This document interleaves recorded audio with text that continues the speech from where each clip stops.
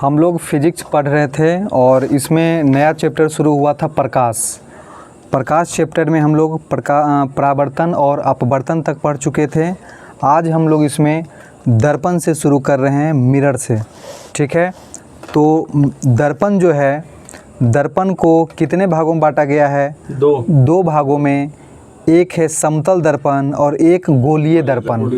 समतल दर्पण और गोलीय दर्पण, प्लेन मिरर और स्फेरिकल मिरर। ठीक है, तो दर्पण में किसका कलई किया हुआ रहता है जिसके कारण फोटो बनता है?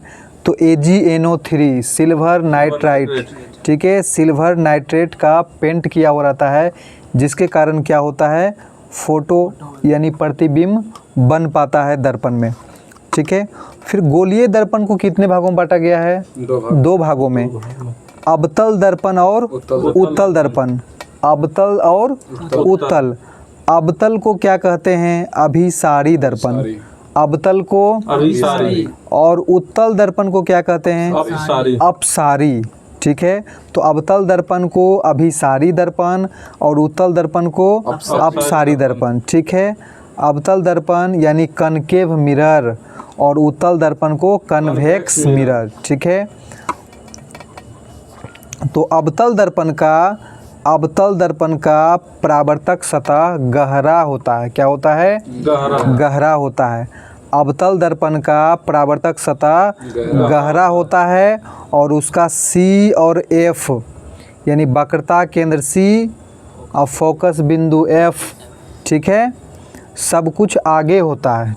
अवतल दर्पण में परावर्तक सतह तो आगे ही होगा और ये गहरा होता है परावर्तक सतह, जिससे C और F आगे होता है। वहीं उत्तल दर्पण की बात करें तो उत्तल दर्पण का परावर्तक सतह उठा हुआ होता है, उभरा हुआ होता है। उत्तल दर्पण का परावर्तक सतह उठा हुआ रहता है, इसीलिए इसका सब कुछ पीछे होता है, F और C पीछे होता है। ठीक है, मतलब जिधर गहरा होता है उधर ही FC बनता है। ठीक है, तो परावर्तक सतह तो हमेशा सबका आगे ही रहता है, चाहे वो अवतल रहे या फिर उत्तल। F और C का स्थिति बदल जाता है। तो याद रखिएगा, अवतल दर्पण का परावर्तक सतह गहरा होता है, इसलिए आगे ही C और F होता है। वहीं उत्तल दर्पण की बात करें तो परावर्तक सतह उभरा होता है, इसलिए इसका C और F पीछे बनता है। अब सुनिए, तो हम लोग सबसे पहले इसमें समतल दर्पण के बारे में पढ़ते हैं। तो इस प्रकार दर्पण जो है, हम लोग को 3 दर्पण पढ़ना होता है, एक समतल दर्पण, एक अवतल दर्पण और एक उत्तल दर्पण। तो एक एक करके हम लोग पढ़ते हैं। तो पहला है समतल दर्पण यानी प्लेन मिरर। ठीक है, समतल दर्पण यानी प्लेन मिरर। तो समतल दर्पण में बने प्रतिबिंब की विशेषताएं। ठीक है, समतल दर्पण में बने प्रतिबिंब की विशेषताएं। हम लोग जो घरों में यूज करते हैं जो दर्पण, वो कौन सा दर्पण होता है? समतल दर्पण ही होता है। ठीक है, तो सुनिए समतल दर्पण की विशेषताएं। समतल दर्पण में बना प्रतिबिंब हमेशा कैसा होता है? सीधा होता है। समतल दर्पण में प्रतिबिंब कैसा बनता है? सीधा बनता है। ठीक है, और क्या? वस्तु के बराबर प्रतिबिंब बनता है, वस्तु के बराबर बनता है, सीधा बनता है और वस्तु के बराबर बनता है। और क्या? तो काल्पनिक प्रतिबिंब बनता है। समतल दर्पण में काल्पनिक या आभासी उसी को बोलते हैं। तो याद रखिएगा, सीधा और काल्पनिक। जब भी फोटो सीधा बनेगा तो वो कैसा बनेगा? काल्पनिक बनेगा। ठीक है, तो समतल दर्पण में प्रतिबिंब सीधा और काल्पनिक बनता है और वस्तु के बराबर बनता है। हाँ, प्रतिबिंब दर्पण के पीछे बनता है। समतल दर्पण में प्रतिबिंब कहाँ बनेगा? दर्पण के पीछे बनेगा। कितना पीछे बनेगा? तो जितना वस्तु दूर होगा, दर्पण से जितना वस्तु दूर रखा हुआ है या खड़ी है, उतना ही उसका प्रतिबिंब दर्पण से पीछे दूर बनेगा। ठीक है, हाँ, तो याद रखिएगा, वस्तु की दूरी बराबर प्रतिबिंब दूरी। अगर दर्पण से 1 मीटर की दूरी पर कोई वस्तु खड़ा है तो उसका जो प्रतिबिंब बनेगा दर्पण के पीछे 1 मीटर दूर बनेगा। तो समतल दर्पण की फोकस या फोकस दूरी और वक्रता त्रिज्या क्या होती है? अनंत होती है। तो याद रखिएगा, समतल दर्पण की फोकस दूरी और वक्रता त्रिज्या अनंत होती है। फोकस दूरी या वक्रता त्रिज्या अनंत होती है। समतल दर्पण में बने प्रतिबिंब का आवर्धन क्या होता है? तो आवर्धन जो होगा, आवर्धन +1 होता है। आवर्धन क्या होता है? +1। आवर्धन का मतलब क्या होता है? आवर्धन का मतलब होता है वृद्धि होता है, मतलब कितना बड़ा प्रतिबिंब बन पाता है। तो समतल दर्पण में हम लोग जानते हैं बड़ा प्रतिबिंब नहीं बनता है, बिल्कुल बराबर बनता है। आवर्धन बराबर होता है प्रतिबिंब की ऊंचाई बटा वस्तु की ऊंचाई। ठीक है, अगर वस्तु मान लीजिए 2 मीटर का है तो उसका प्रतिबिंब भी 2 मीटर का बन रहा है, तो 2/2 कीजिएगा तो +1 ही आएगा। तो आवर्धन जो है समतल दर्पण का आवर्धन कितना होगा? +1। समतल दर्पण में किसी वस्तु का पूरा प्रतिबिंब देखने के लिए दर्पण की लंबाई कितना होना चाहिए? तो वस्तु की आधी होनी चाहिए। हाँ, ठीक है। किसी भी वस्तु का पूरा प्रतिबिंब बन जाए, पूरा प्रतिबिंब बनने के लिए दर्पण कितना बड़ा होना चाहिए? तो दर्पण कितना बड़ा होना चाहिए? वस्तु के आधा। वस्तु का आधा। ठीक है, मिनिमम ये बता रहे हैं वस्तु का आधा होगा तभी पूरा प्रतिबिंब बन सकता है, बाकी तो जितना बड़ा रहे दर्पण कोई दिक्कत नहीं। तो वस्तु का आधा। ठीक है, अगर 1 मीटर का कोई वस्तु है तो समतल दर्पण कितना होना चाहिए? हाँ, आधा मीटर का, हाफ मीटर का होना चाहिए, तब उसका 1 मीटर का फुल प्रतिबिंब बन जाएगा। ठीक है, तो ये याद रखना है एक इम्पॉर्टेंट, कि पूरा प्रतिबिंब बनने के लिए दर्पण जो होगा वस्तु से आधी होगी। दूसरा पॉइंट याद रखिएगा, इसमें कोई वस्तु अगर x मीटर प्रति सेकंड के वेग से समतल दर्पण की ओर आता है दौड़ता हुआ, तो उसका प्रतिबिंब जो है 2x वेग से आता प्रतीत होगा। ठीक है, अगर कोई वस्तु दर्पण सामने रखा हुआ है और उसमें x वेग से गति करते हुए आएगा तो उसका प्रतिबिंब कैसा दिखेगा? 2x। हाँ, दुगना वेग से हमेशा दिखेगा। x वेग से अगर वस्तु आता हुआ दिखे तो प्रतिबिंब जो उसमें प्रतीत होगा हमको 2x वेग से आता हुआ प्रतीत, यानी दुगना वेग से। ठीक है, तो याद रखिएगा। ठीक है, अगर वस्तु 2 मीटर प्रति सेकंड के वेग से आ रही है तो प्रतिबिंब किस वेग से आएगी? 2x। 4। ठीक है, अगर 2 मीटर प्रति सेकंड के वेग से आ रही है तो दुगना कर दीजिए, 4 मीटर प्रति सेकंड के वेग से उसका प्रतिबिंब प्रतीत होगा। ठीक है, याद रखिएगा। और क्या होता है समतल दर्पण में? प्रतिबिंब जो बनेगा पार्श्विक रूप से उल्टा बनेगा। पार्श्विक रूप से उल्टा का मतलब होता है बाएं का दाएं और दाएं का बाएं। ऊपर नीचे का सिरा फिक्स रहेगा, सिर्फ क्या होता है उसका बाएं का चीज़ दाएं दिखेगा, दाएं का चीज़ बाएं। ये होता है पार्श्विक परिवर्तन। तो ये समतल दर्पण में क्या होता है? पार्श्विक रूप से उल्टा होता है। ठीक है, हाँ। तो ये था समतल दर्पण की विशेषताएं। समतल दर्पण में पेरिस्कोप का नाम सुने होंगे। पेरिस्कोप में समतल दर्पण का उपयोग होता है। पेरिस्कोप में किसका उपयोग होता है? समतल दर्पण का उपयोग होता है। और ये कितने डिग्री पे समतल दर्पण को झुका के इसमें यूज होता है? 45 डिग्री। याद रखिएगा, पूछता है पेरिस्कोप में समतल दर्पण का उपयोग 45 डिग्री के कोण पर झुकाकर सेट किया जाता है। उसमें पेरिस्कोप का उपयोग कहाँ होता है? तो पेरिस्कोप का उपयोग पनडुब्बियों से बाहर देखने में किया जाता है। ठीक है, पेरिस्कोप का उपयोग जो होता है पनडुब्बी से बाहर देखने में किया जाता है, या पानी के अंदर घुस कर जो है बाहर की चीज़ों को पानी के अंदर से ही पेरिस्कोप के माध्यम से देखा जाता है। तो पेरिस्कोप में याद रखिएगा 2 समतल दर्पण का उपयोग होता है। पेरिस्कोप में 2 समतल दर्पण का उपयोग होता है। और कितना डिग्री पे झुका होता है? 45 डिग्री पे झुका होता है। और पेरिस्कोप का प्रयोग करते हैं पनडुब्बियों को बाहर देखने के लिए। ठीक है, पानी के अंदर कोई भी है, बाहर का चीज़ देखना है तो पेरिस्कोप से देख पाता है, पानी के अंदर से ही। ठीक है, उसके बाद देखिए और विशेषता सुनिएगा, समतल दर्पण में प्रतिबिंब की संख्या, समतल दर्पण में प्रतिबिंब की संख्या, ठीक है, प्रतिबिंब की संख्या। तो सुनिए, अगर दो दर्पण, समतल दर्पण हम आगे पीछे करके रख रहे हैं, ठीक है, सैलून में देखते होंगे एक दर्पण आगे होता है एक पीछे होता है, और कभी कभी ऐसा दोनों दर्पण देखिएगा सामने वाला पे तो बहुत सारा प्रतिबिंब देखने को मिलेगा कि बहुत सारा प्रतिबिंब बन रहा है। तो होता क्या है, और किसी में देखिएगा कि सिंगल ही दिखेगा और किसी में बहुत सारा प्रतिबिंब बन रहा होता है। तो उसमें करता क्या है, उसको सही एंगल पे सेट करता है, ठीक है, ऊपर नीचे करके करता है तो बहुत सा प्रतिबिंब बनता है। तो उस पर थीटा पे डिपेंड करता है वो कितना डिग्री पे मतलब दोनों आईना को सेट किया है, आगे और पीछे वाले को। तो सुनिए, तो याद रखिएगा समतल दर्पण में प्रतिबिंब की संख्या कैसे हम निकाल सकते हैं कि कितना फोटो बन पाएगा।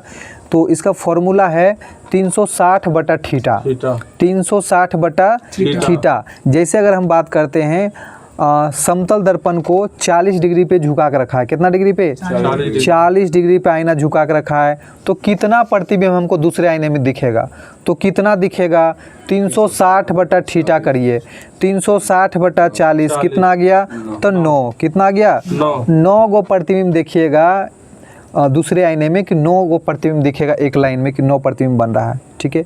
वहीं अगर बात करें समतल दर्पण को 30 डिग्री पे झुका कर रखा गया है, थीटा का मान 30 डिग्री है, तो प्रतिबिंब की संख्या कितना बनेगा, तो 360 बटा 30 कीजिए, कितना आ जाएगा, 12 आ जाएगा। लेकिन याद रखिएगा यहाँ पे 12 आंसर नहीं होगा, क्योंकि हमेशा प्रतिबिंब की संख्या जो निकलेगा ना हमेशा विषम नंबर होना चाहिए। क्या होना चाहिए, विषम, ठीक है। जैसे 9 आया वो विषम है, वो सही है।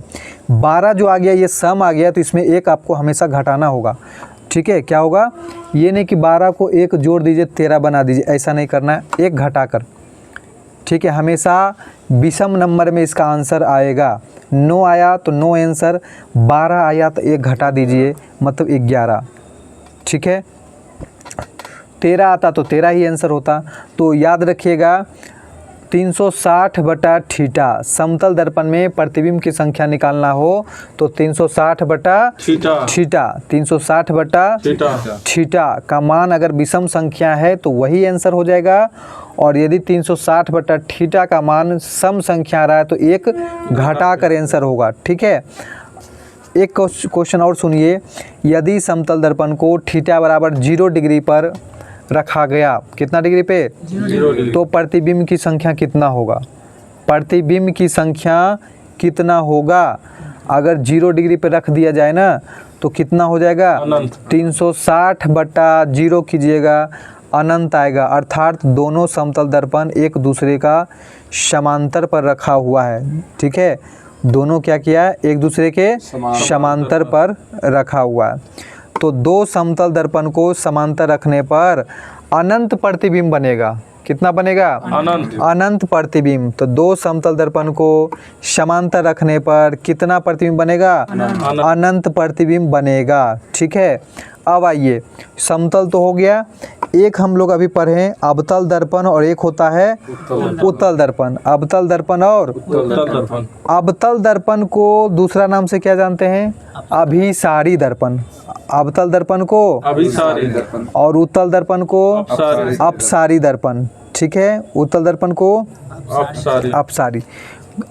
सुनिए, अवतल दर्पण और उत्तल दर्पण में किरण जो आती है, प्रकाश की किरणें, वो कुछ नियम को फॉलो करते हुए दर्पण में टकराकर वापस लौटती है।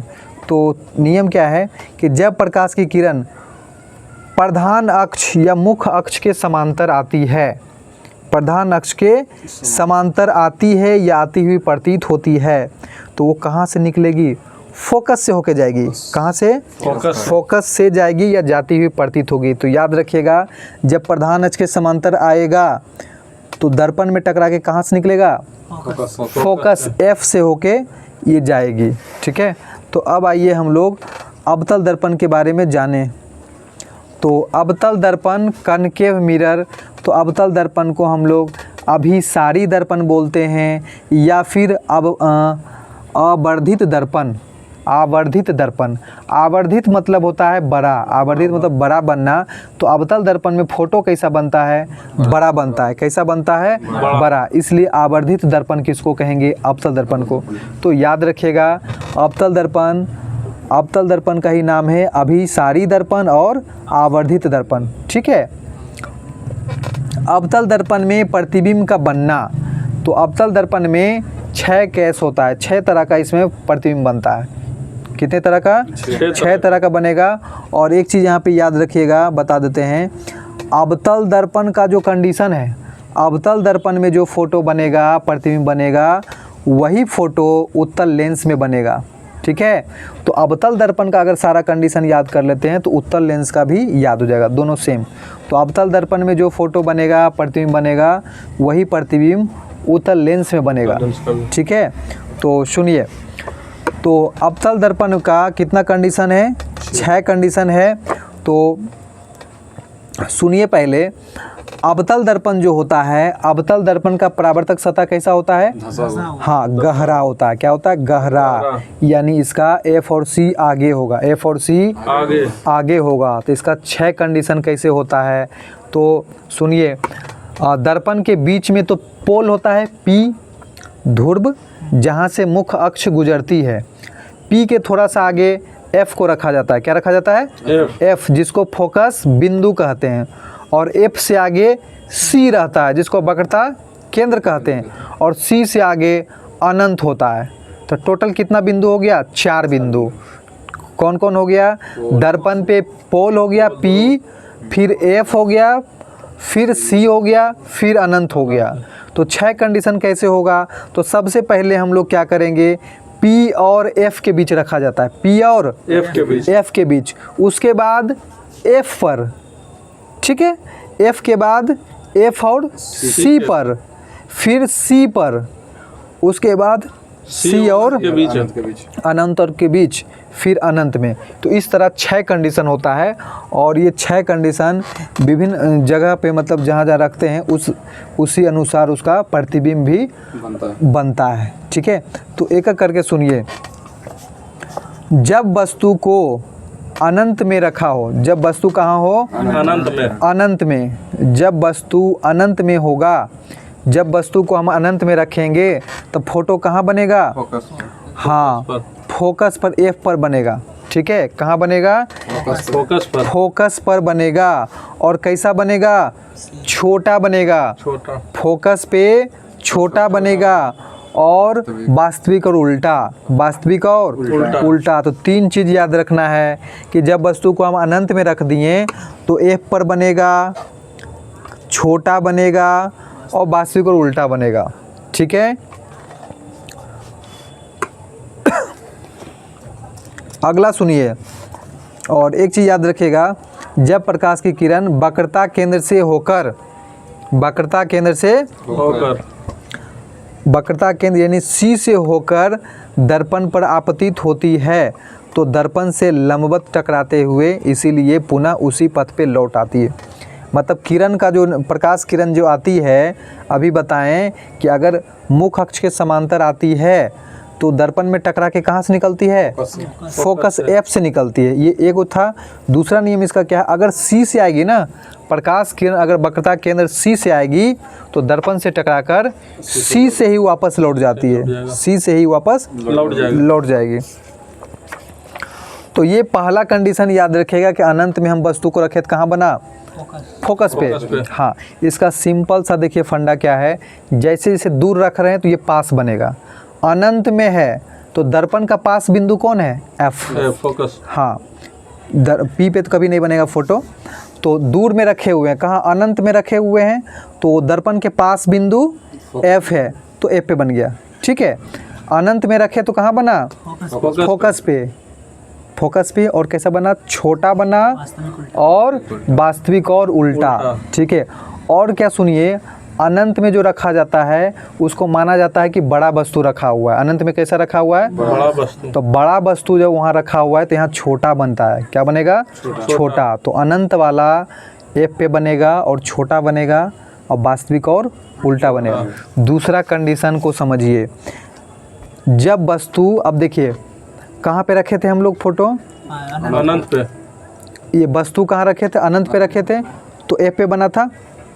अब अनंत के थोड़ा आगे आइए, अब वस्तु को हम लोग अनंत और वक्रता केंद्र के बीच रखेंगे। अनंत और वक्रता केंद्र। अनंत, एक स्टेप आप आगे आ गए हैं तो दर्पण से भी एक स्टेप इधर चल जाइए, ठीक है। अनंत और वक्रता केंद्र के बीच रख रहे हैं, तो अब फोटो कहाँ बनेगा? फोकस पे जो बन रहा था, अब फोकस और सी के बीच बनेगा। फोकस और सी के बीच बनेगा और छोटा बनेगा और वास्तविक उल्टा बनेगा, ठीक है। छोटा बनेगा, वास्तविक और उल्टा बनेगा। एक बार हम पढ़ देते हैं, उसके बाद फिर समझाएंगे। तीसरा कंडीशन सुनिए, ठीक है। अनंत में रखें, अनंत और सी के बीच रखें। अब कहाँ रखेंगे? सी पे रखेंगे। अब देखिए सी पे रखिएगा तो इधर से भी एक स्टेप आगे आइए। अभी जो बना था कहाँ बना था? एफ और सी के बीच बना था ना, तो अब दोनों देखिए सी पे ही चल जाएगा। वस्तु को सी पे रख रहे हैं तो उसका फोटो भी कहाँ बनेगा? सी पर। दोनों तरफ से मतलब ऐसे हो गया, एकदम ओवरलैपिंग हो गया। तो याद रखिएगा, अगर सी पे रखेंगे तो फोटो सी पर बनेगा, और जब सी पर बनेगा तो कैसा बनेगा? बिल्कुल बराबर बनता है। क्या बनता है? बराबर। उधर से देखिए बढ़ते बढ़ते बढ़ते क्रम आ रहा है, यहाँ बराबर हो गया ना। अब बराबर के बाद क्या होने लगता है? घटते क्रम। हाँ, तो यहाँ पे याद रखिएगा, सी पे रखने पे सी पे ही बनेगा और वस्तु के आकार के बराबर बनेगा, और वास्तविक उल्टा तो खैर बनेगा ही, ठीक है। अवतल दर्पण में जितना है वास्तविक और उल्टा बनता है। अगला सुनिए, सी पर रख लिए, अगला अब कहाँ रखेंगे? आगे बढ़िए। सी और एफ के बीच बने, सी और एफ के बीच। तो सी और एफ के बीच वस्तु को रखिएगा तो कहाँ बनेगा? सी पर बन गया था फोटो। अब सी और अनंत के बीच बनेगा, सी और अनंत के बीच, ठीक है। सी और अनंत के बीच। अब वस्तु से कैसा बनेगा? अब बड़ा बनेगा, बराबर हो गया ना। अब उधर पीछे की ओर जा रहा है तब बड़ा बनेगा, ठीक है। सी से जो इधर बन रहा था छोटा, और सी के बाद अब अनंत की ओर जा रहा है तो बड़ा बनेगा। तो बड़ा बनेगा और वास्तविक और उल्टा, वास्तविक और उल्टा, ठीक है। अब सुनिए अगला केस जो होगा, अभी हम लोग कहाँ रखे हैं? सी और एफ के बीच ना। अब कहाँ रखाएगा? एफ पर। जब वस्तु एफ पर रखें, ठीक है। जब वस्तु को एफ पर रख रहे हैं, अब कहाँ बनेगा फोटो? एकदम दूर चला जाएगा। हाँ, जब वस्तु को पास आकर रखे हैं तो दूर बनेगा। जब वस्तु फोकस पे रखेंगे अनंत पे बनेगा, और अनंत में कैसा बनेगा? बड़ा। वस्तु से बहुत ही बड़ा, और वास्तविक और उल्टा, वास्तविक और उल्टा बनेगा, वास्तविक और उल्टा। ये था 5 केस था। एक केस जो है अपवाद में याद रखिएगा, ये पांचों में वास्तविक और उल्टा बन रहा था, बड़ा बन रहा था। इसका एक कंडीशन जो होता है काल्पनिक और सीधा बनता है। एक कंडीशन काल्पनिक और सीधा। और ये कहाँ रखाता है? जस्ट पहले शुरू में कहाँ रखाता है? तो पोल और फोकस के बीच। हम लोग फोकस से शुरू किए थे ना, तब फोकस से जाइएगा तो सब वो सही चल रहा है, लेकिन शुरू वाला कंडीशन जो होता है पोल और एफ के बीच रखाता है, पोल और एफ के बीच रखाता है, तो इसका फोटो आगे ना बनकर पीछे बन जाता है। ये एक ही कंडीशन है जिसमें फोटो पीछे बन जाता है। अब पीछे बनता है तो सीधा बनता है। ये क्या बनता है? सीधा। तो जैसे ही सीधा बनेगा तो आभासी बनेगा, ठीक है। सीधा, आभासी और दर्पण के पीछे। ये एक कंडीशन याद रखना है, ठीक है। और वस्तु से बड़ा बनता है, वस्तु से बड़ा। वास्तविक प्रतिबिंब को पर्दे पर प्राप्त किया जाता है। वास्तविक प्रतिबिंब को पर्दे पर प्राप्त कर सकते हैं, परंतु काल्पनिक प्रतिबिंब को पर्दे पर प्राप्त नहीं कर सकते हैं, ठीक है। पर्दे पर प्राप्त नहीं कर सकते हैं, ठीक है। तो ये अवतल दर्पण का कंडीशन था। तो अवतल दर्पण बराबर क्या होता है? उत्तल लेंस। अवतल दर्पण बराबर उत्तल लेंस, ठीक है। और उत्तल लेंस को सुनिए, उत्तल लेंस को क्या कहते हैं? अभिसारी लेंस या आवर्धित लेंस, ठीक है। उत्तल लेंस को क्या कहते हैं? अभिसारी लेंस या फिर आवर्धित लेंस, ठीक है। तो उत्तल लेंस में भी कितना केस बनेगा? 6 केस, 6 तरह का इसमें प्रतिबिंब बनेगा। कितने तरह का बनेगा? 6 तरह का। 6 तरह का प्रतिबिंब बनेगा। तो उत्तल लेंस में बने प्रतिबिंब की स्थिति सेम एज अवतल दर्पण में बने प्रतिबिंब की स्थिति होगा। ठीक है। और एक कंडीशन सुनिए, प्रकाश किरण के बारे में बोल रहे हैं। प्रकाश किरण केंद्र से जाने पर बिना मुड़े सीधे निकल जाती है। तो देखिए प्रकाश किरण का 3 केस बता दिए।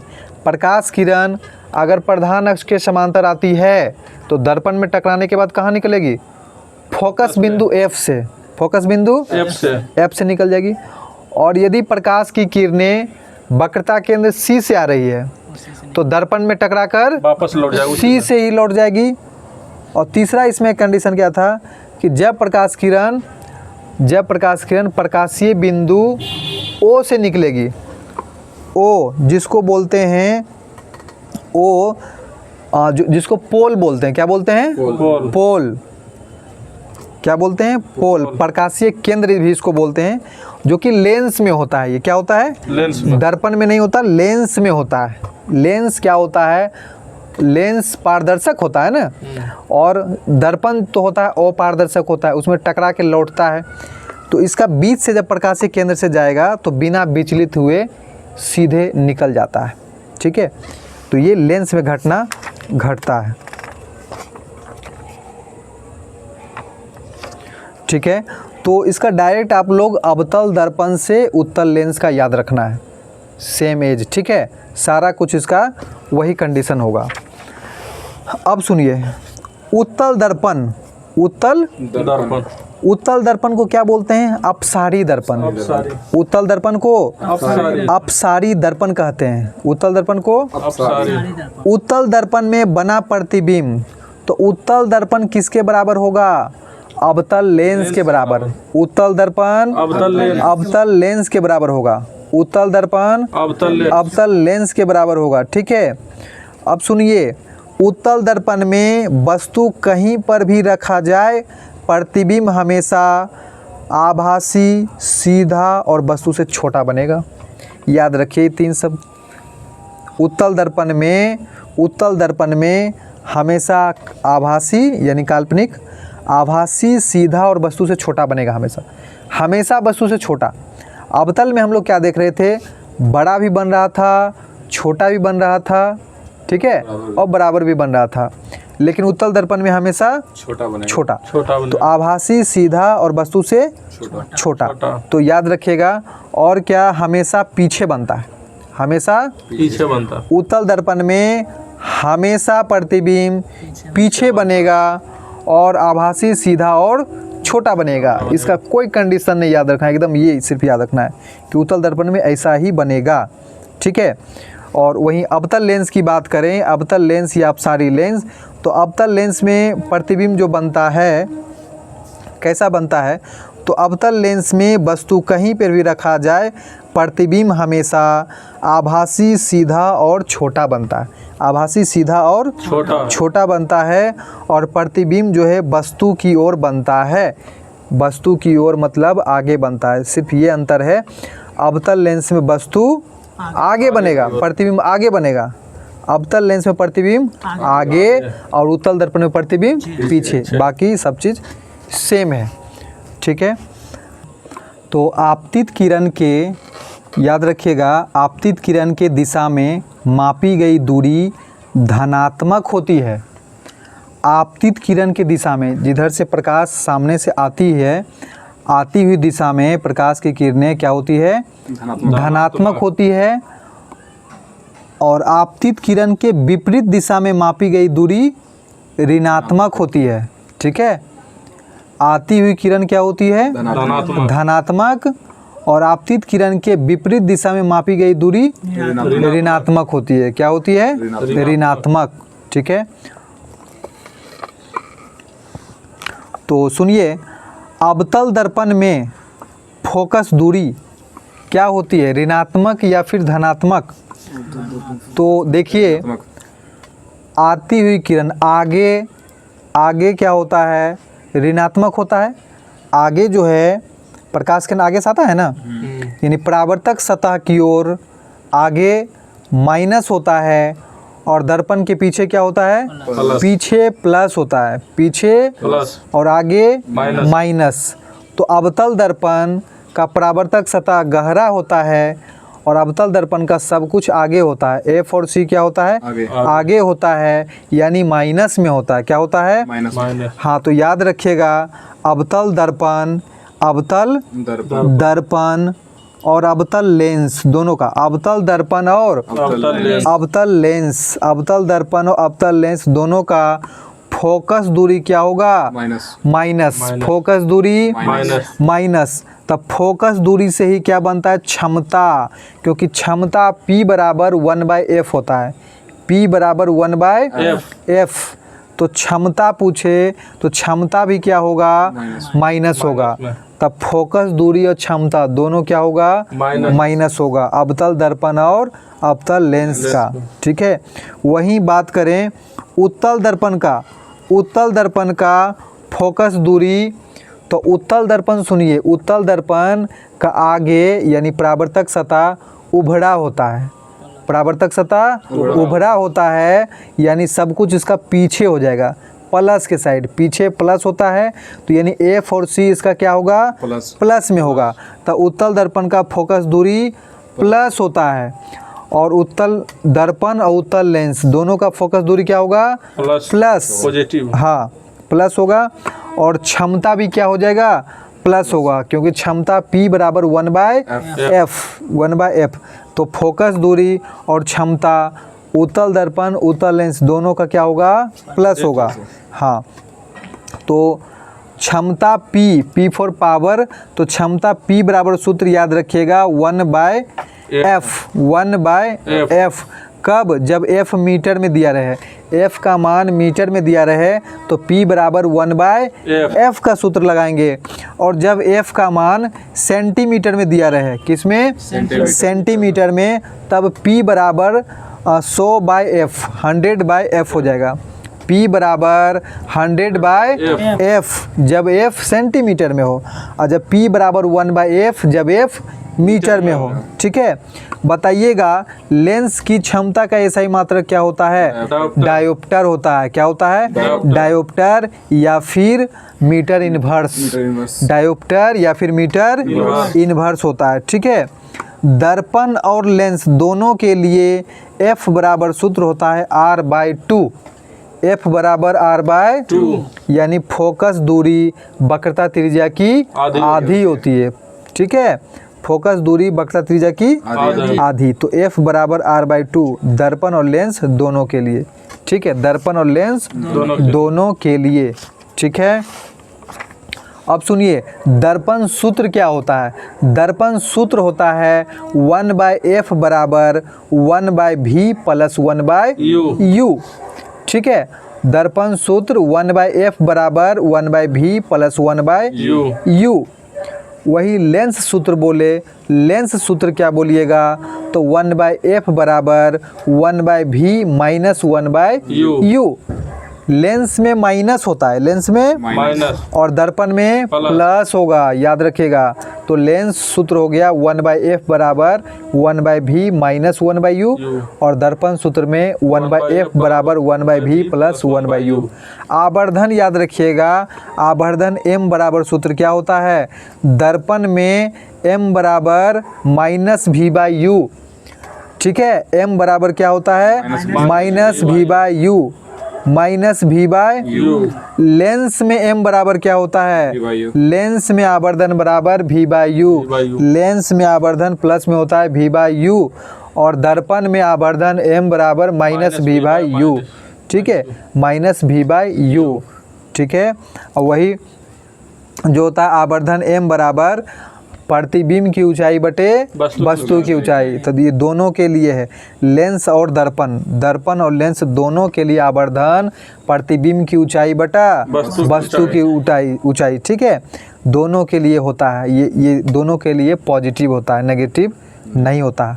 ऊंचाई के सेंस में आवर्धन बोले, ठीक है, तो H2 बटे H1, H2 बटे H1, ठीक है। और वही अगर भी यू में बोले तो याद रखिएगा इसमें माइनस प्लस होगा। दर्पण में m बराबर माइनस भी बाई यू और लेंस में m बराबर भी बाई यू। आवर्धन का ना तो मात्रक होता है ना ही बीमा होता है। आवर्धन जो है मात्रक विहीन और बीमा विहीन राशि है, ठीक है। अब जरा इम्पोर्टेंट चीज़ जरा ध्यान से समझिएगा। अगर आवर्धन का मतलब समझाए थे, आवर्धन का मतलब होता है बड़ा। आवर्धन मतलब बड़ा, प्रतिबिंब का बड़ा बनना, ठीक है। अगर कोई वस्तु 2 मीटर का है, कितना है 2 मीटर का, उसका प्रतिबिंब भी बन गया 2 मीटर। कितना बन गया 2 मीटर।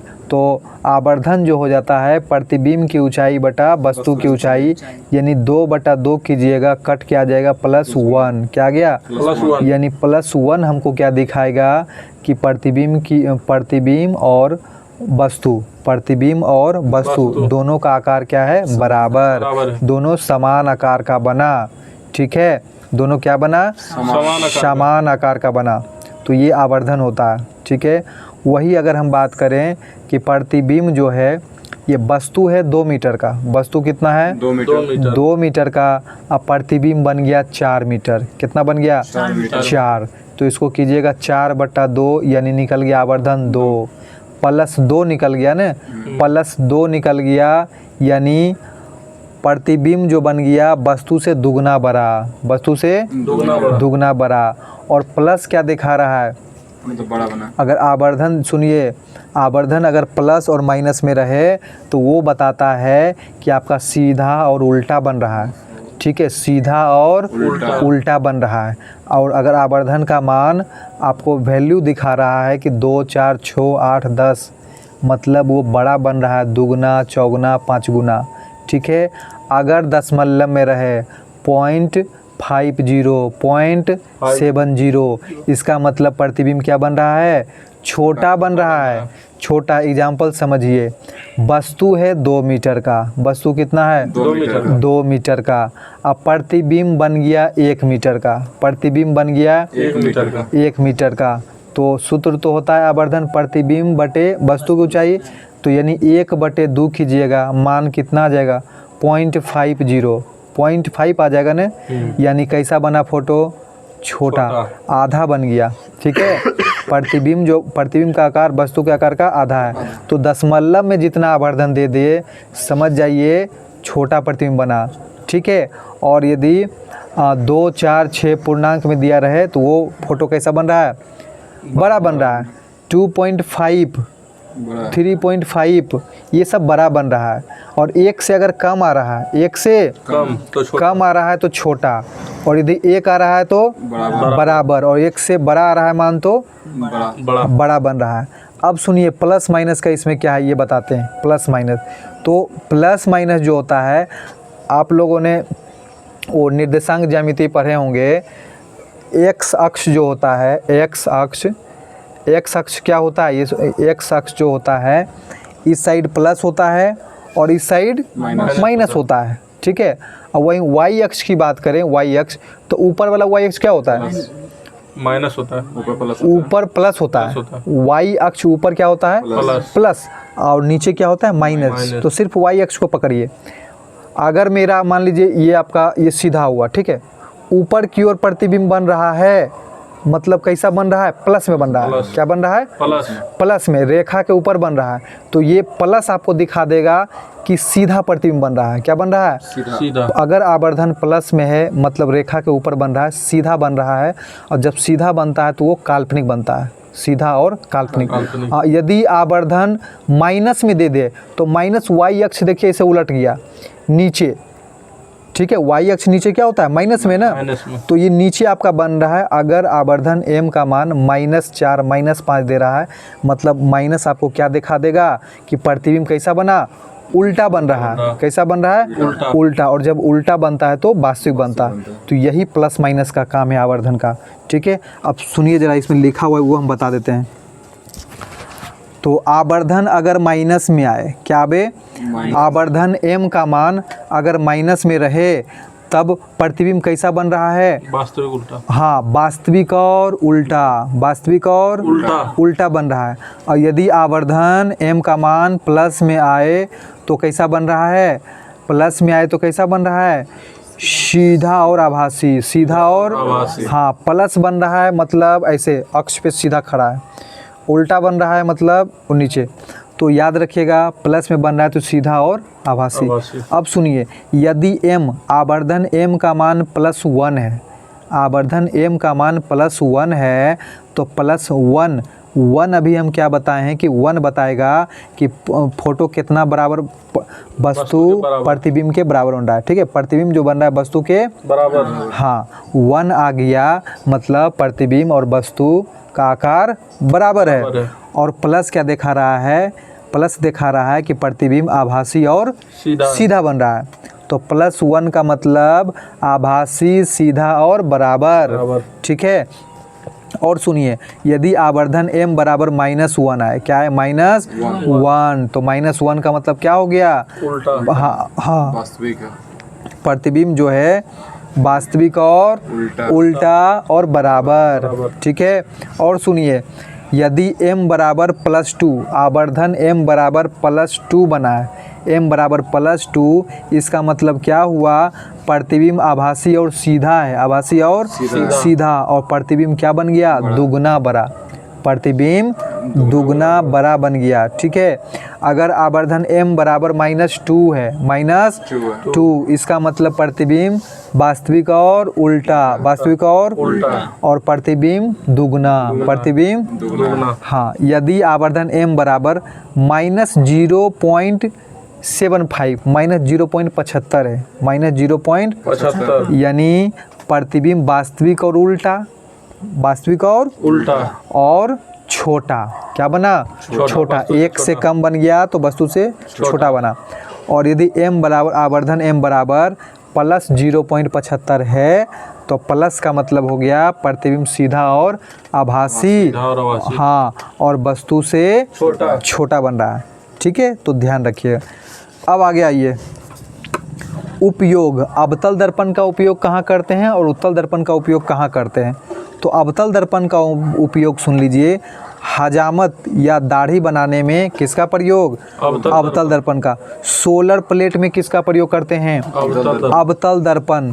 सोलर कुकर में बताइए, सोलर कुकर अवतल दर्पण, या सोलर भट्ठी अवतल दर्पण। गाड़ी के हेडलाइट में, गाड़ी के हेडलाइट में अवतल दर्पण, हेडलाइट को ही बोलते हैं अग्र प्रदीप्त, अग्र प्रदीप्त। और सर्च लाइट, सर्च लाइट मतलब टॉर्च में कौन सा दर्पण होता है? सर्च लाइट में अवतल दर्पण।